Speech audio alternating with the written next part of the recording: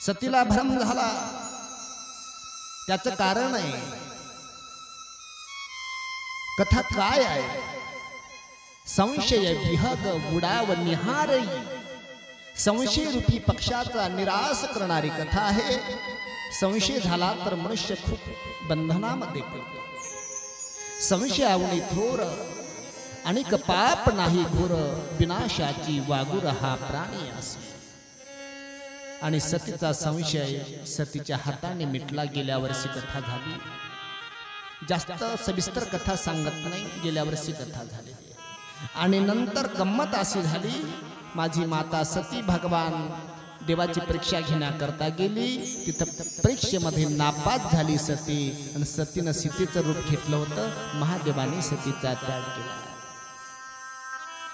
परम पुनीत तत्जीन जाई, प्रेम कीन बडपा। स्वतःची पत्नी आहे, कधी फिरून बोलली नाही, कधी कोणता अट्टहास केला नाही। जेव्हा जेव्हा प्रभूचं चिंतन करत असेल तेव्हा तेव्हा माझ्या मा सतीचा भगवान भोलेनाथा करता सहयोग राहिला, साह्य राहिला। अशी परम आहे, पुनीत आहे, पुण्यवान आहे। तिचा त्याग करता येणार नाही, पण तिला पत्नी म्हणता येणार नाही। हा संकल्प कुणी केला? महादेवाने केला। आजपासून पती पत्नीचं नातं समान।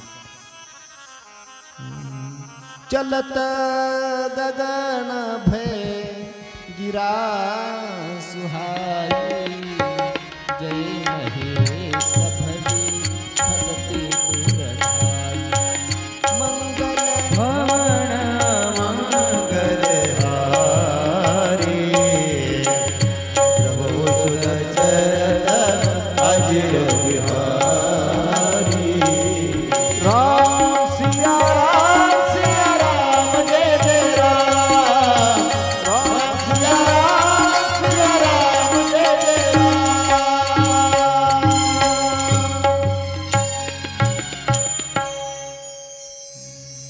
चलत गगन भय गिरा सुहाई। ही कळ आहे बालाजी महाराज, कळ उभी करतो ना आपण। भगवान परमात्मा मोठी कळी करणार होते, सगळ्यात मोठे। नारदापेक्षा त्याचा पहिला नंबर आहे। सगळे महाराज लोक सांगतात की नारद कळ लावतो, नारद कळ लावणार आहे। तुम्हाला गंमत सांगू का? नारदापेक्षा हा लय मोठा कळीचा काटा आहे। आला ग आला ग, गवळणीत आहे ना, कळीचा काटा गोकुळचा चोरटा, आला ग बाई आला, आला ग बाई आला। कोणती कळ लावली सांगू? देवाच्या कळी सांगू तुम्हाला। आता कंसाने देवकीला रथावर बसलं, रुक्मिणी माय तुला सांगतो। रथावर बसवलं, रथ व्यवस्थित चालला, वरात चालली। वरून ओरडायची काय गरज होती? आकाशवाणी कुणी केली वरून? हे मूर्ख कंस, देवकी की 8वीं संतान, तेरा काल होगा, तुझे मार डालेगा।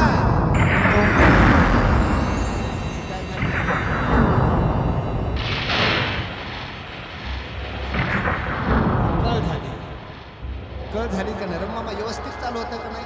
कोणी डान्स करत नव्हतं, नवरदेव व्यवस्थित येणार होता, काही घेणं देणं नव्हतं। बिचारा कंस आपल्या बहिणीच्या सोबत चालला होता।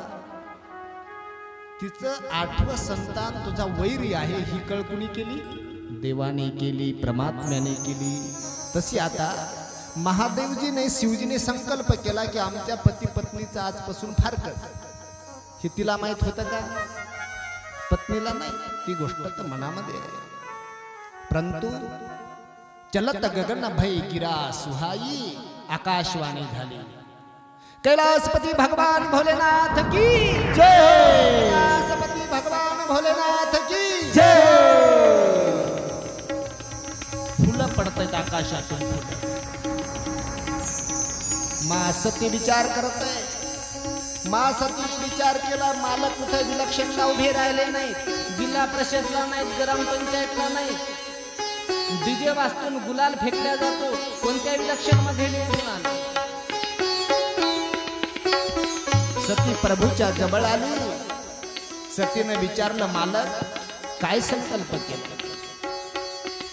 रामचरित मानस कथा हे सांगते, खरं बोलल्याच्या नंतर कुणाला जर राग येत असेल, खरं बोलल्याच्या नंतर कुणाला राग येत असेल आणि खोटं बोलल्यानं जर पाप होत असेल तर दोन्ही पैकी काय करायला पाहिजे?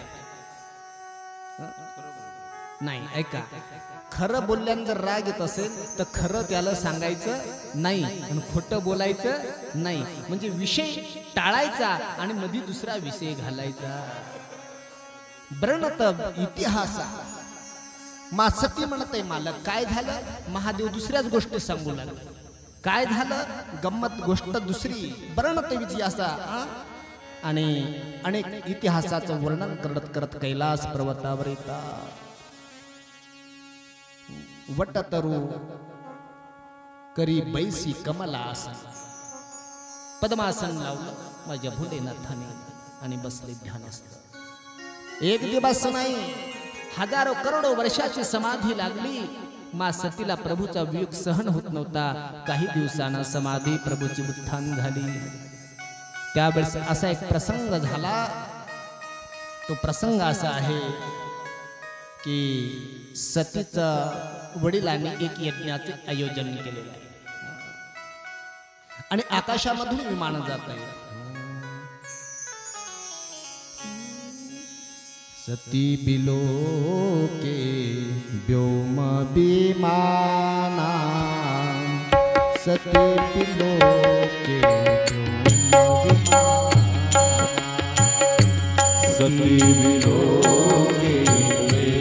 विमाना, सती बिलोके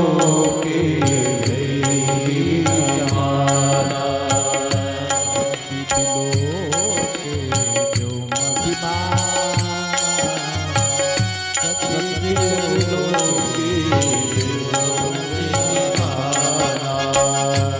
सती बिलोके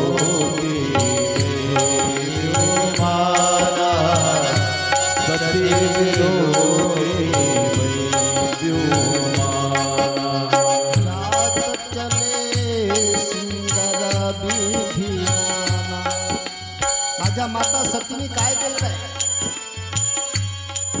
आकाशाकडे नजर टाकली तर आकाशातून अनेक प्रकारचे नटून ठटून विमान जात आहे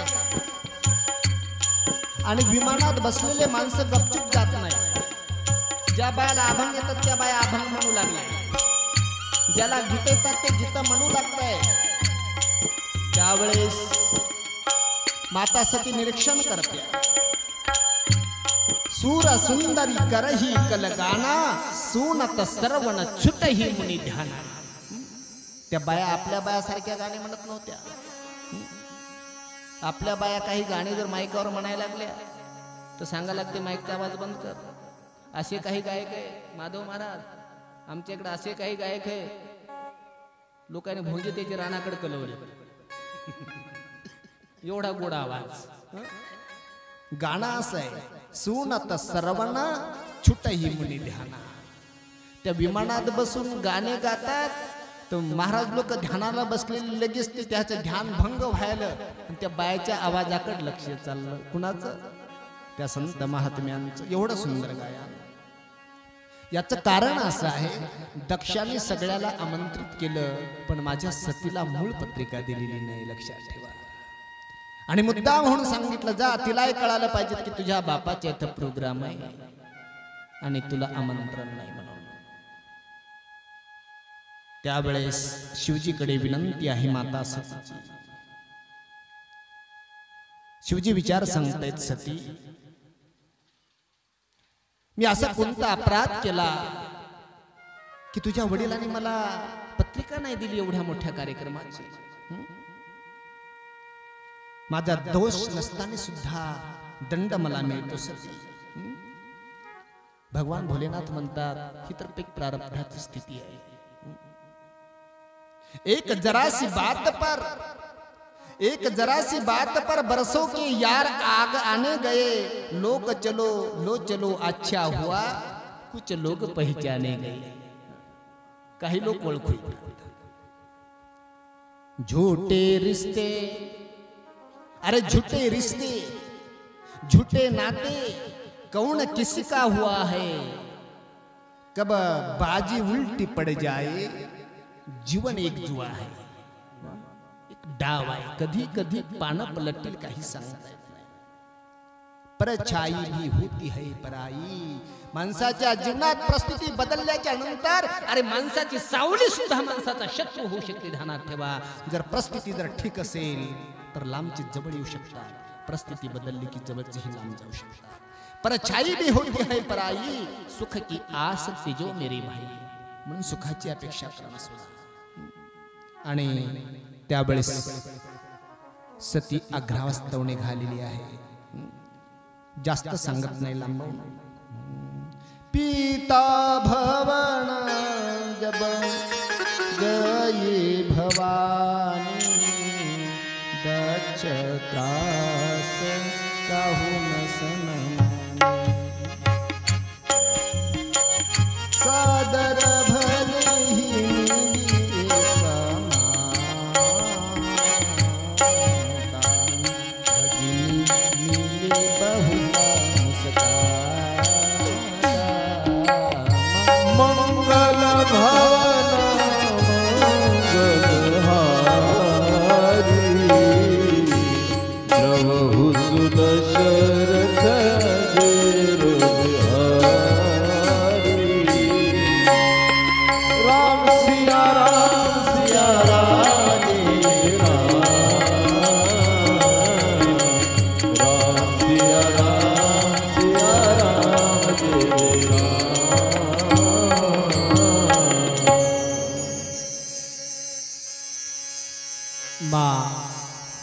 सतीने तयारी केली. नंदीवर आरूढ होऊन मा सती आपल्या वडिलाच्या यज्ञ मंडपामध्ये जाते. पीता भवन जब गई भवानी. मा सतीचा प्रवेश आहे यज्ञ मंडपामध्ये. अनेक ठिकाणी हवन कुंडाची निर्मिती आहे, समिधा ठेवलेल्या आहेत. पण थोडा एक प्रसंग, करुण प्रसंग आहे, लक्षात ठेवा. आणि दारात उभी राहिल्याच्या नंतर इकडं तिकडं पाहते सती. कशा करता? कुणीतरी म्हणेल, बेटा आलीस, बरं झालं आली, किती दिवस झाले भेट नाही.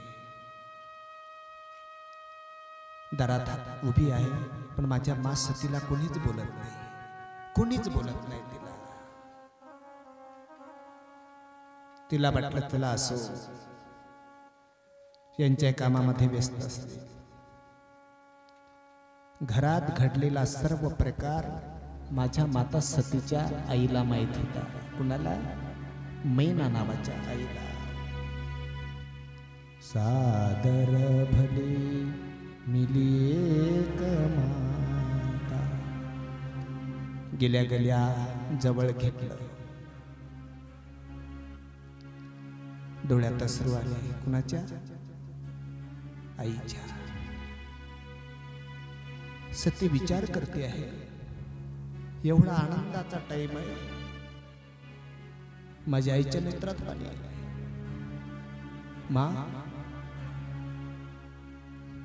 एवढा आनंदाच्या टाइमात तुझ्या डोळ्यात पाणी आहे? हा बेटा, बेटा तुला मूल नाही, तुला पत्रिका नाही, तरी तू हजर झालीस. लहानी बाई कुठे, मोठी बाई कुठे? बहिणी पण तिरप्या नजरेनं माझ्या माता सतीकडे पाहू लागल्या. उभी राहिली. एक बहीण आली, सहज म्हणाली, बरी आहेस? तब्येत ठीक आहे? हा ठीक आहे. कागद तुझा नवरा मशानात राहत होता, आता काही गावात जागा वगैरे घेतली का मशानातच राहता? माझ्या सतीला वाटलं मी आली कोण्या कामासाठी ना ऐकायला काय मिळतं.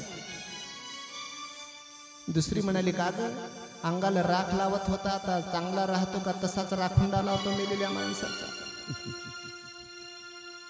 हसू लागला. तू तर सगळ्यात मोठी आहेस. आम्ही 4 दिवस झाले सगळं तयारी करत आहोत आम्ही. कोणी रांगोळी काढतय, कोणी समिधा देतय. तू आत्ता आलीस येळवर. तू तर पहिले या लागत होता आमच्या. पण तुझं ठीक आहे, तुझं बरोबर आहे ना. आम्हाला कळालं की तुला आमंत्रण नाही म्हणून. बाई आम्ही ना पाय टाकला नसता. पाय निस्वार्थ भावनेने जेव्हा जेव्हा बहीण भावाच्या दारात जाते ना, कधीच अपेक्षा नसते. बरं का लक्षात ठेवा. अनेक प्रकारे तुम्ही गीत म्हणत असतात. ज्या दिवशी मुलीचा हात नवरदेवाच्या हातात राहतो आणि आई वडिलाला बोलवता, बोलवा नवरीच्या वडिलाला, आईला बोलवा कुठे असतील, कन्यादानाचा कार्यक्रम चालू आहे. ज्या दिवशी वडील हातात पाण्याचा तांब्या घेतो ना, त्याच वेळेस लेकीचा अधिकार, लेकीवरचा अधिकार त्याचा समाप्त झालेला असतो. देवाच्या साक्षीने की आजपर्यंत ही कन्या माझी होती, पण आता या मुलीवर माझा अधिकार राहिलेला आहे. त्यावेळेस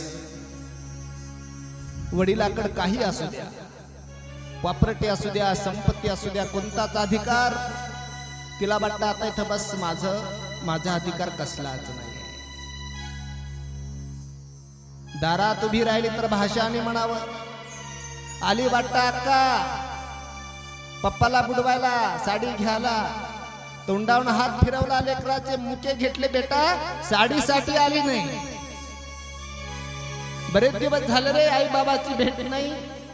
तुम्ही सुखाचे दिसले ना, हीच माझ्या करता साडी आहे रे दादा. तुम्ही सुखाचे दिसले, हीच माझ्या करता साडी आहे. हा लेकीचा भाव असतो, ध्यानात ठेवा. कधी वडिलांनी फोन लावायचा, कशी आहेस बेटा, व्यवस्थित आहे सगळं घरचं. एक दिवस उपाशी घरात झोपते, पण वडिलाला फोन करून सांगते, बाबा माझी काही काळजी करू नका. नाही तुझी आई उद्या येत होती, काय बांधून द्यायचं का? नाही बाबा सगळं ठीक आहे माझ्या घरी. अरे एक दिवस उपाशी निजून माझ्या वडिलाला दुःख लागेल या गोष्टीसाठी फोनवर हसत बोलणारी एक मुलगी असते, निस्वार्थ प्रेम करणारी. कोणतीच अपेक्षा नाही. माता सती दारात आली. माता सतीचा निर्णय, अरे परिवारामध्ये माणसाला व्यवस्थेची गरज नाही. आताच्या काळात प्रेम देण्याची गरज आहे दादा, लक्षात ठेवा. आता परिवारामध्ये व्यवस्थेला काही कमी नाही आहे. प्रत्येक घरामध्ये स्टाईल आहे, किचन आहे, किचन मध्ये काहीच कमी नाही. अरे ज्या काळामध्ये काचेच्या बॉटल मध्ये तेल असायचं फोडणी करता, त्या घरात आज 10-20 किलो तेल पडलेलं आहे. तरी पण पहिल्यासारखं वाटतं तुम्हाला? नाही वाटत का? तुमच्यातलं नातं, तुमच्यातलं प्रेम हे त्या ठिकाणी कमी झालं.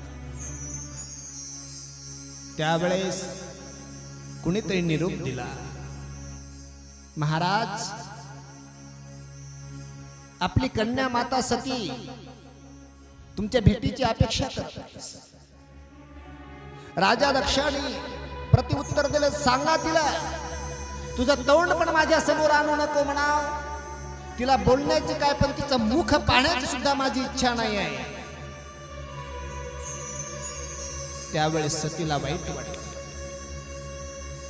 सती यज्ञ मंडपात गेली, अख्खा मंडप फिरला, सगळ्याच्या माना टाणाच्या जागा दिसत होत्या, पण माझा कैलासपती भोलेनाथ ज्यांनी कुणाचा अपराध केला नाही, जो कसल्यात गुन्ह्यात नाही, त्याचा त्या ठिकाणी द्वेष करण्यात आला. माझ्या माता सतीने विचार केला की ज्या यज्ञ मंडपामध्ये माझ्या मालपतीचा द्वेष केला जातो, तो यज्ञ कधीच पूर्ण होणार नाही. बाप कितीही श्रीमंत असू द्या, भाऊ कलेक्टर असू द्या, किती मोठी संपत्ती असू द्या, पण न डगबगता समोर उभं राहणारं एकच पात्र आहे, ते म्हणजे मुलीची. मुलगी कधीच भिणार नाही वडिलाला, मुलगी कधीच भिणार नाही बापाला. सती दारात उभी राहिली, सांगितलं, बाबा सतीचा आणि तुमचा काही संबंध नाही हे शब्द मी ऐकले, पण हे तुम्ही तोंडानं बोलून होणार नाही, कारण की शरीर रक्तामासाचं तुमच्यापासून झालेलं आहे बाबा. तुमच्याशी काही संबंध नाही, पण हे रक्ताशी संबंध आहे. तुमच्या शरीरापासून मिळालेलं मला शरीर पण नको आहे बाबा. आणि माझ्या माता सतीने डोळे बंद केले आणि योग अग्नीच्या द्वारे सतीच्या शरीराला आग लागली आणि प्रेत सतीचं जमिनीवर कोसळलं. सगळीकडे हाहाकार झाला. जिथे यज्ञामध्ये आहुती पूर्ण होण्याची बाकी आहे, यज्ञ मंडपामध्ये सतीचा जीव जातोय, एक स्त्री हत्या होतय, महान पाप झालं. माझ्या भोलेनाथाचे गण नंदी शृंगी धावत जातात, धावत कैलास पर्वतावर. कैलासपती भोलेनाथ, कैलासपती भोलेनाथ. पुढचे शब्दच बोलता येत नाही. एखाद्या लेकराची आई जशी एखाद्या अपघातामध्ये निघून जावी, तसं माझ्या नंदीच्या नेत्रात असत. नंदी रडू लागला, मालक आम्ही पोरके झालो. शृंगीच्या नेत्रात अश्रू आहेत, आम्ही पोरके झालो मालक, आता आम्हाला आई राहिली. शिवजी म्हणतात आई राहिली नाही, काय झालं मालक? सतीने देह त्याग केलेला आहे यज्ञ मंडपामध्ये. भगवान भोलेनाथाने विचार केला, परम पुनीतात जिना जाई. प्रभू मी संकल्प केला होता, पण माझ्या संकल्पापेक्षा माझ्या पत्नीचा संकल्प मोठा ठरला. प्रभू मी असं मनातल्या मनात म्हणलो होतो की आजपासून तुझा आणि माझा संबंध नाही. हे शब्द आपण खरे केलेत प्रभू. आणि डोक्यातल्या जटा माझ्या भोलेनाथाने मोकळ्या केल्या. लालबुंद डोळे झालेले आहेत. त्या जटेमधून एक वीरभद्र नावाचा एक गण निर्माण केला आणि सर्वांनी हातामध्ये शस्त्र घेतलेले आहे. हातामध्ये शस्त्र घेतले आणि सर्वांनी तयारी केली.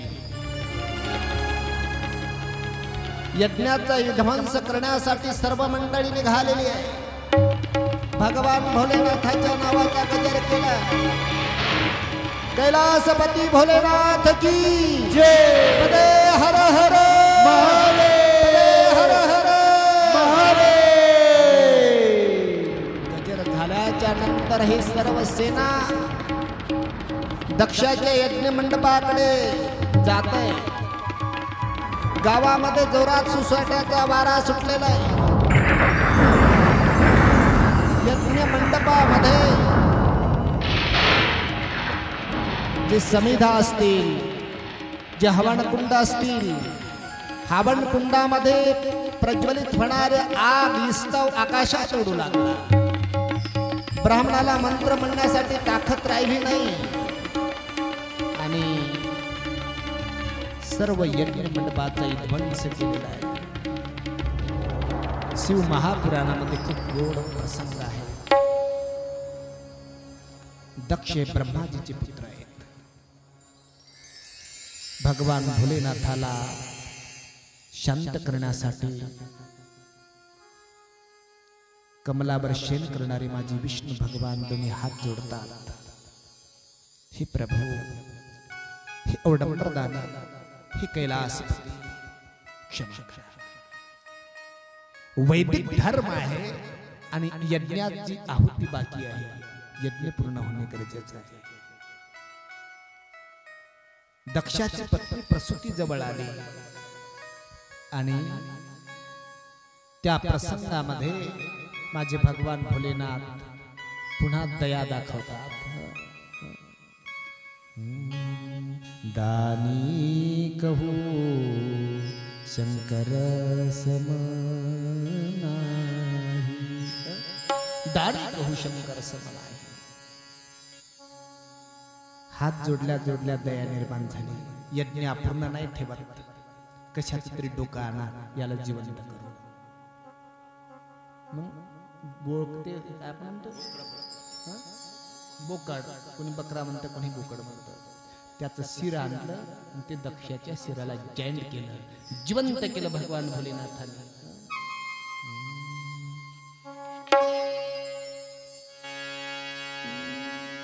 जनव गुण प्रभु मानन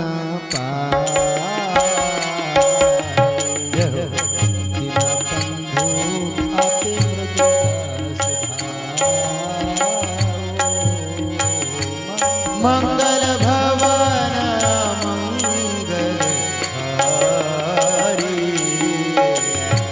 द्रवहु शरद जजिर बिहारी. राम सिया राम जय जय राम. राम सिया राम जय जय राम.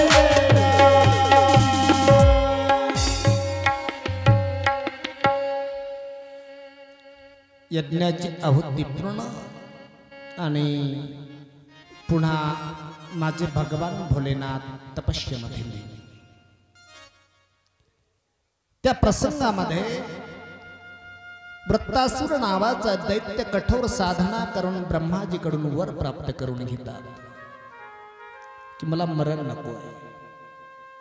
पर्याय म्हणून वर दिला शिवजीच्या पुत्राच्या हाताने मरण. डोकं चालवलं त्यांना. भगवान भोलेनाथ समाधीत बसले की लाखो करोडो वर्ष समाधीतून उठत नाही, तोपर्यंत राज्य आपलं आहे. त्या प्रसंगामध्ये माझी माता सती यज्ञामध्ये जी संपत्ती होती ती पुन्हा जन्म घेतला माझ्या सतीने हिमालय पर्वताच्या घरी. कुणाच्या घरी? हिमालय पर्वताच्या घरी. खूप असं वर्णन आहे. त्या ठिकाणी देवर्षी नारदजीचं आगमन.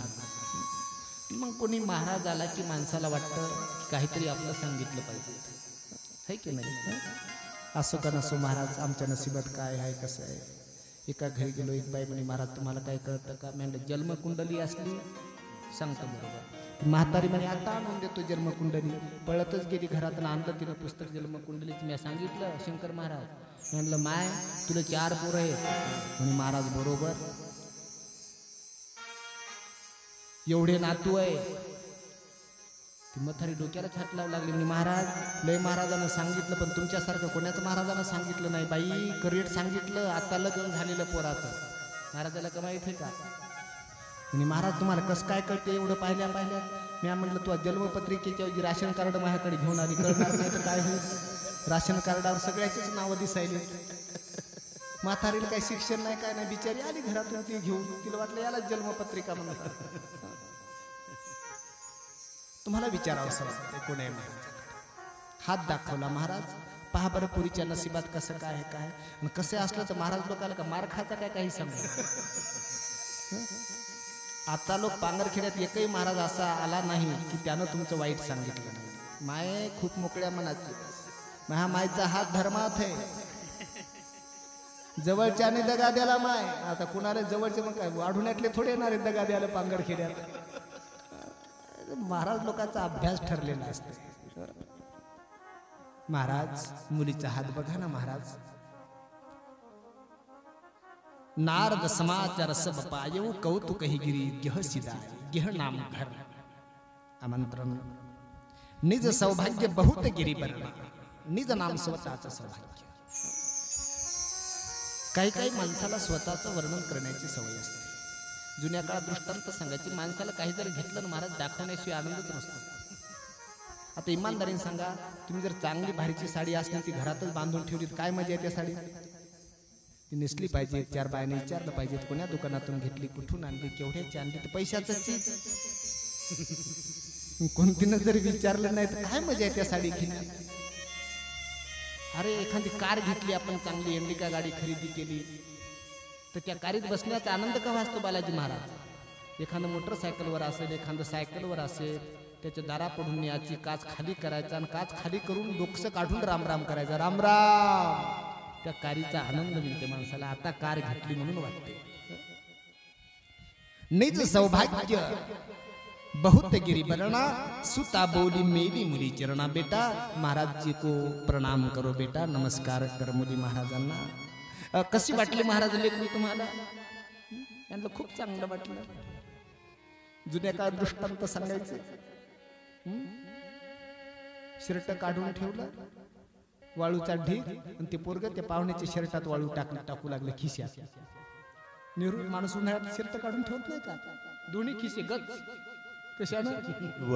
रेतीनं भरलेले. त्या माणसानं पाहिलं पाहुण्यानं, म्हणजे मावशी हे पोरग कुणाचं आहे? म्हणे अख्खे शर्टाच्या खिशात वाळू भरली, राव घेणं नाही देणं नाही. तीन महाराज मा आमचे नाहीत म्हणे बाई तसे लेकर, आमचं नसेल ते. मग ते कुणाचं? ते शेजाऱ्याचं आहे म्हणे. मावशी तुमचं? म्हणजे तुम्ही आमचं? आमचं तुमच्या बुटात पाणी वतायला म्हणे तिकडं. दोन्ही जोडे गच भरले म्हणे पाण्याला. गंमत असते मोठी लेकरांची, काय वर्णन करून सांगा. एक बाईनं कसं लेकरू हातात घेतलं, त्याला समजून सांग म्हणे, पुन्हा जर दारात दिसलं तर अगं झालं काय? तुला नाही बाबा, तू नको काय करू. त्याला समजावून सांग. काय झालं? जराशातून हुकलं, पोराचं डोकंच फोडत होतं, दगड हाणला. ती म्हणे मग यानं हाणलाच नाही. म्हणे कशावरून? यानं आता लोक ज्याला ज्याला हाणले त्याचा हुकलाच नाही. म्हणे आतापर्यंत ज्याला ज्याला मारले त्यांचे कधी हुकले? हुकलाच मग यानं मारला नाही. नेमात पक्का आहे. निज सौभाग्य बहुत गिरी बरणा, सुता बोली मेली मुनी चरणा. बेटा दर्शन कर महाराजीचं. कशी वाटली महाराज पोरगी? सैल सुलक्षण सुता तुम्हारी, सुनहु जे अब अवगुण द्विचारी. खूप सुंदर मुलगी आहे. 2-3 काही गोष्टी अडचणीच्या आहेत. तुमची इच्छा असेल तर सांगतो. कोण म्हणतात? देवर्षी नारद म्हणतात, अवगुण अमान मातु पितु हिना, उदासीन सब संशयसी. मंगल भवन अमंगल हारी,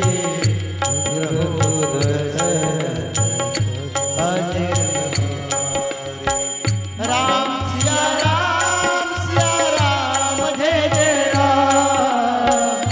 राम सिया राम, सिया राम जय जय राम.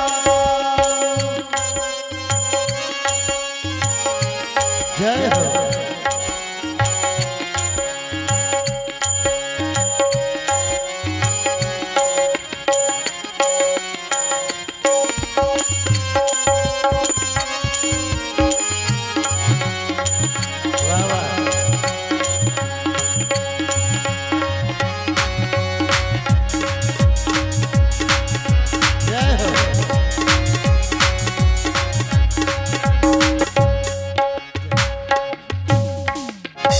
अशा पद्धतीची देवर्षी कोण सांगितलं.